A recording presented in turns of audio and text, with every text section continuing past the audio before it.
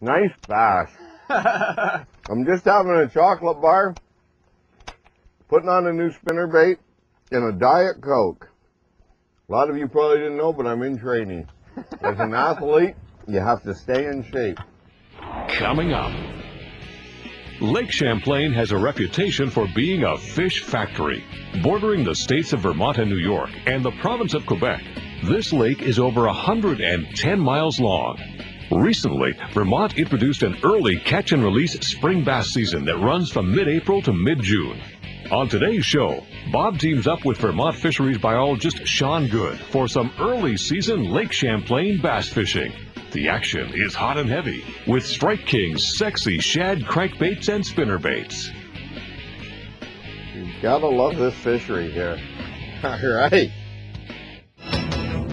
Here comes. Whoa. All right. Oh, man. Oh, yeah. Oh, yeah. All right. Whoa. Look at that big laker. Yeah. That thing is a monster. Oh, big. The Real Fishing Show with Bob Izumi. Oh, yeah. All righty. A real fishing show. Oh, that's huge. Nice one. Hell, look at the size of this fish. Oh, man. All right. Bob Izumi. Oh, man. Oh, that's a nice one. Oh, an absolute monster smallmouth. Look at that. Whoa. Real Fishing is sponsored by Chevrolet, Mercury, #1 on the water, and Tim Hortons. Now that's what I call a real fisher.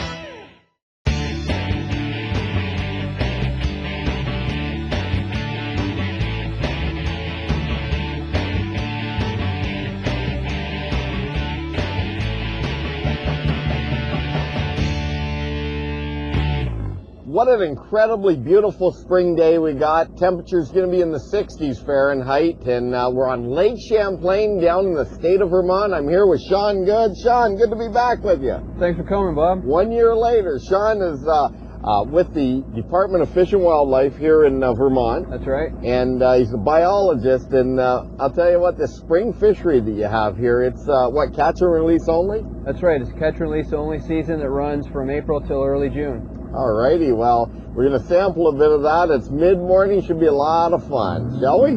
Let's go.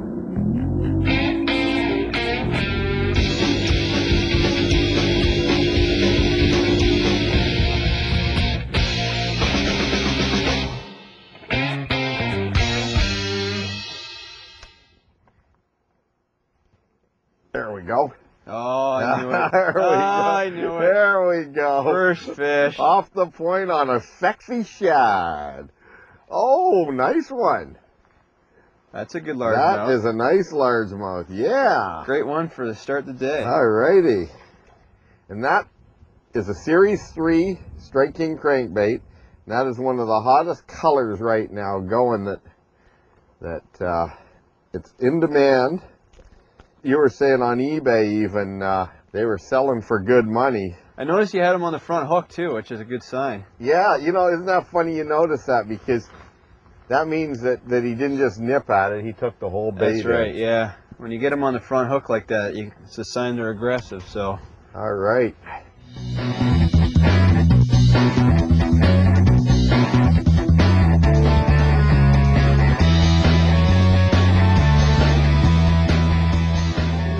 Hogging them in. You are the hog master. Sexy shad. It's all about me. I just want you to know and everybody watching there are two eyes in a zoomie, me and myself. Sean, do the males always move in first towards the shoreline in the spring, or is that not always the truth? That's generally the case. The males will move in first and they'll start digging the nests. And then the females will come in and get on the nest that the male has already made. Funny, it's almost like that in humans, eh? The males do all the work.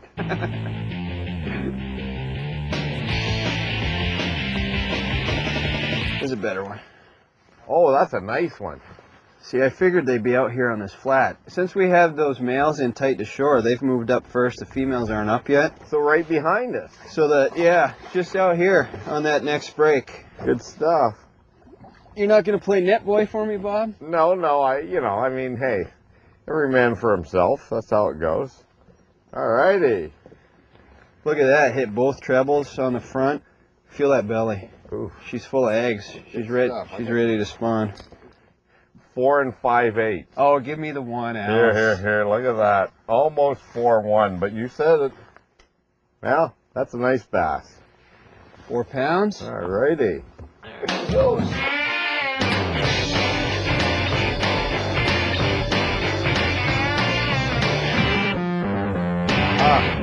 Little hammer. Little guy.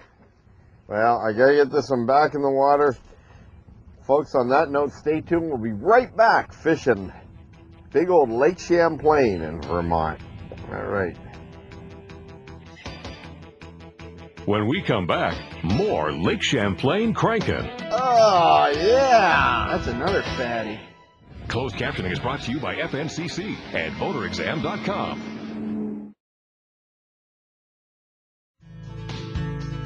This tip of the week is sponsored by Coleman. Okay, I have to admit, I love having nice things. In fact, it's a beautiful day, the weather is nice, and I'm protected. This shirt actually is like wearing sunscreen. It's a Columbia shirt, and they have a number of different styles of fishing shirts. Actually, they have dozens of styles of different types of fishing apparel, both shirts, shorts, and it's a UPF type material, omni shade, and what can I say? Keeps me protected from the sun. Here's a couple of other cool products too. I've got the Ziploc big bags, and most of you probably have known for years that I'm the Ziploc king. I keep everything in Ziplocs to keep them protected from the elements in the boats. Many times when I'm running some of the big water, it's nice to keep my cameras and the spare set of clothes nice and dry. Got some Berkeley double-sided scales here. These are, this is a waterproof case. They come in a 35-pound and 100-pound models. And these are the first scales on the market that are digital that actually have a two-sided display. And these scales are accurate to 1/10 of 1%. And they're really cool. They've also got a built-in memory if you're a tournament angler and you want to keep a record of the fish that you're catching and culling. Also have something that's brand new on the market here, and this is from the folks at Berkeley too. It's one of their tech tools. This is actually a line cutter. It'll cut regular monofilament line, it'll cut fluorocarbon, and of course the super braid type lines here. This is some spider wire here, 65-pound test, and it cuts through this just like butter. What it's got is a tungsten tip, and it also has a small LED light built in so that you can just cut your line just like that. It's incredible how well this thing works, and I like this tool. This thing here is always going to be with me when I'm out fishing. What can I say? There are so many great new products on the market. You might want to give them a try.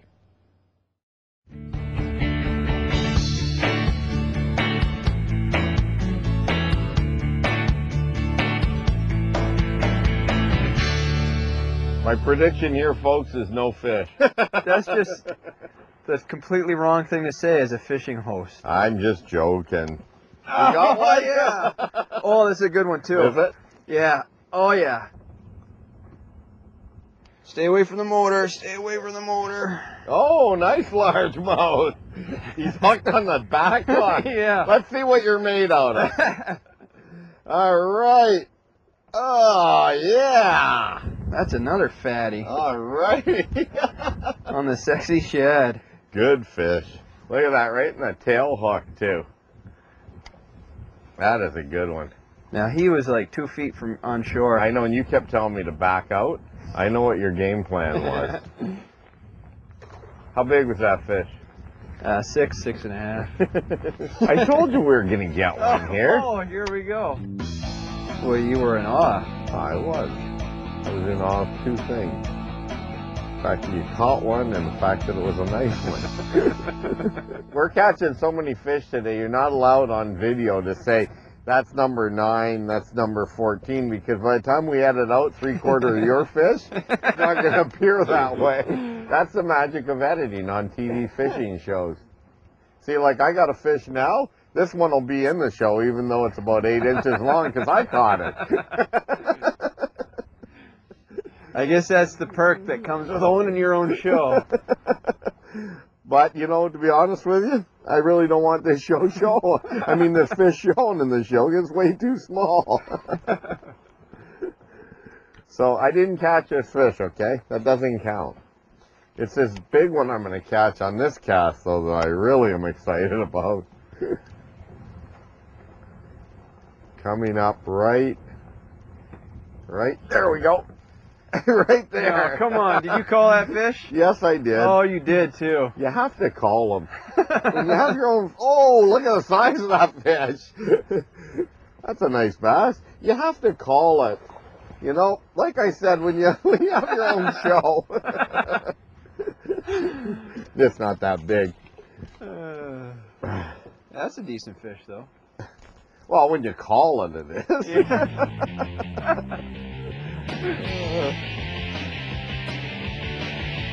Alrighty. What do you got there, Sean? Yeah, that's a dead alewife. Oh wow, look at that. It's like... It's about 6.5, 7 inches long. So are the fish eating these alewives? Yeah, this is a recent invader in Lake Champlain. It's only been in the lake for about 4 years now, and the last... Wait. The sexy shad, the red-eye shad, looks pretty good to it. It looks just like an alewife. So now the bass are feeding on these.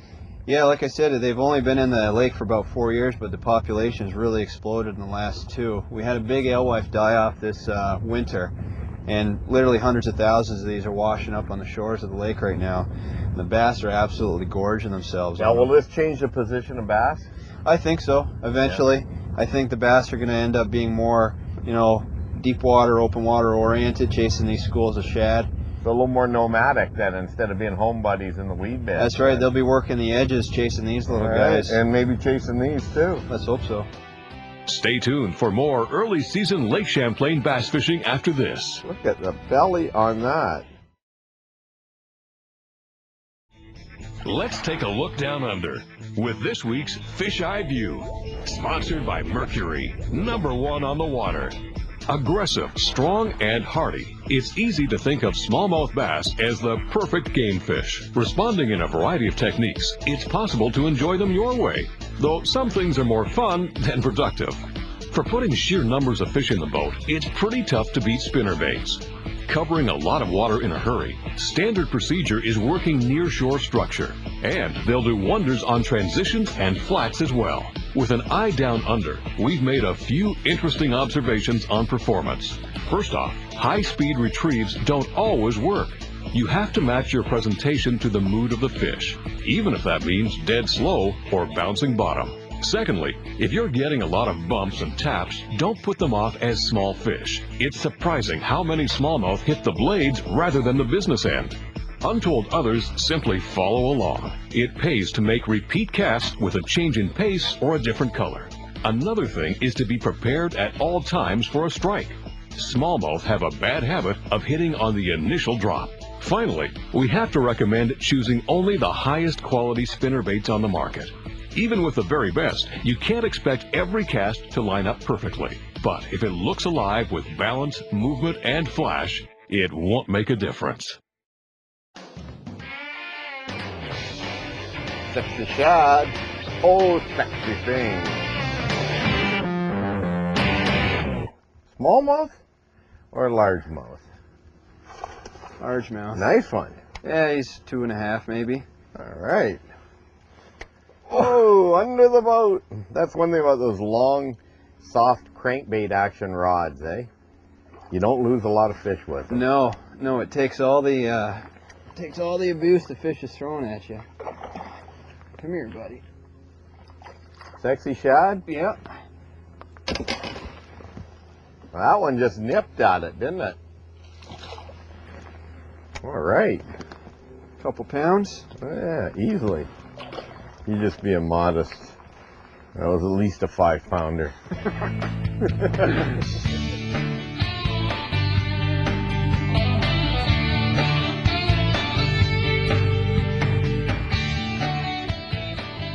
It is a rock bass.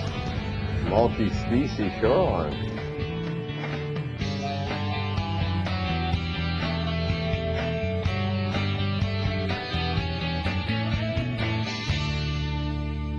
There we go. Whoa, he smoked it right at the boat. He did, right at the boat. Now that's a chain pickerel. Yeah. You know, they look just like a northern pike. Oh, he's gonna get off too. Okay. Yeah, come here, buddy. You don't like their teeth? Not particularly. Yeah, if you can see the markings on it, why they get their name, chain pickerel. Oh, as opposed to a northern pike. Right. Same family? Same family, both these sausage. That's actually a big chain pickerel, isn't it? Yeah, they don't get much bigger than 4 or 5 pounds generally. That's a good size one. Get that bait out of there. There we go. All right. Mr. Chain Pickerel, we're catching a little bit of everything today.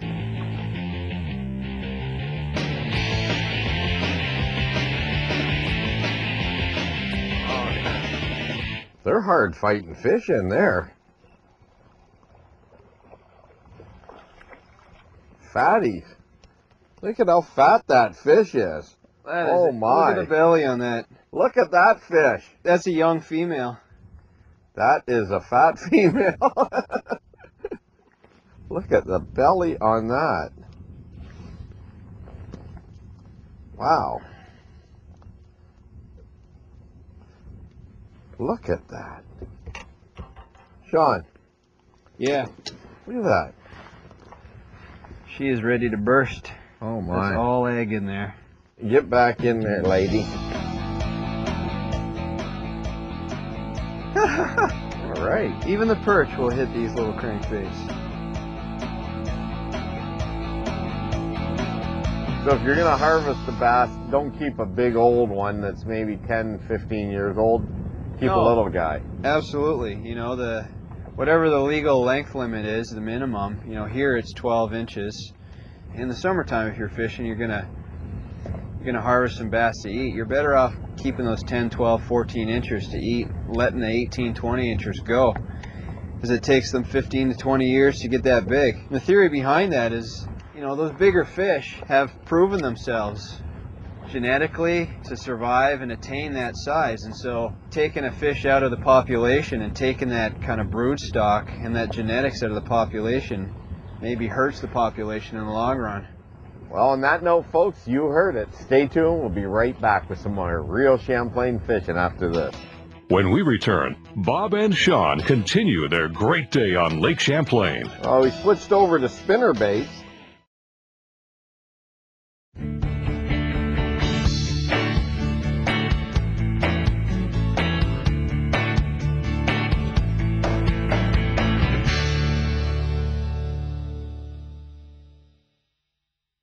Oh yeah, off that log out in the middle. Isolated cover. Yeah.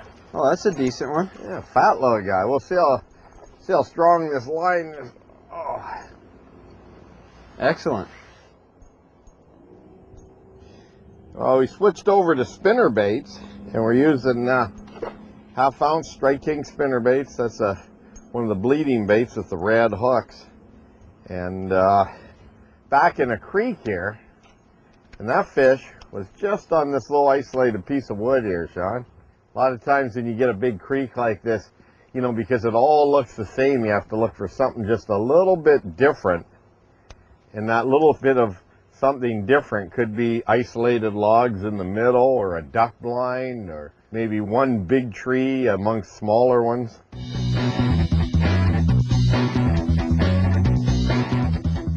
You through where you find the turtles, you find the fish?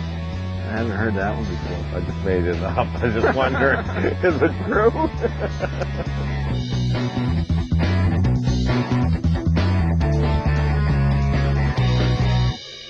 Hey, they got a good one. We just pulled around the corner here, Sean. Look at that fish Darren's got. Wayne's taking a picture. Got some traffic in the background there. Darren, you catch that fish? That I did.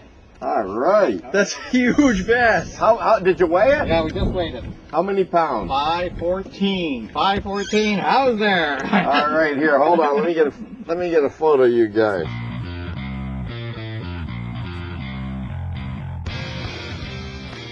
Okay. All right. Whoa, nice. Way to go. Is that your biggest largemouth ever? That is my biggest. All righty.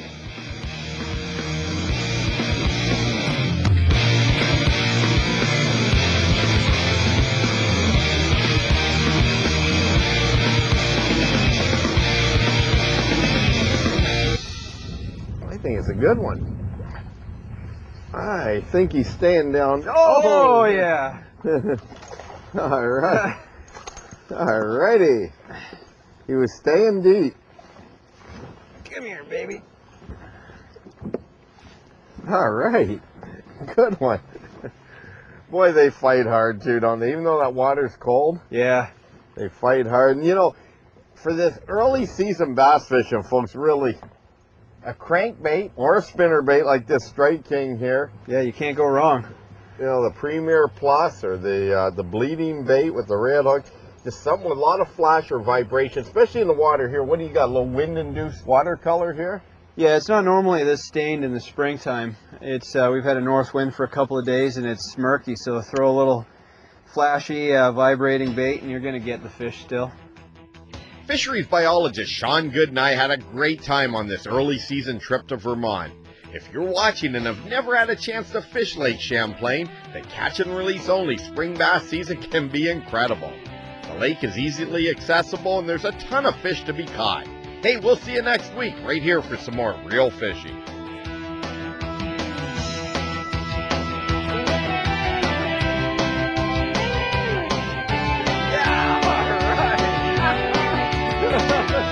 This is a big fish. That is a fish of a lifetime.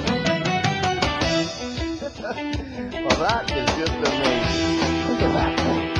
Oh, yeah. Wow.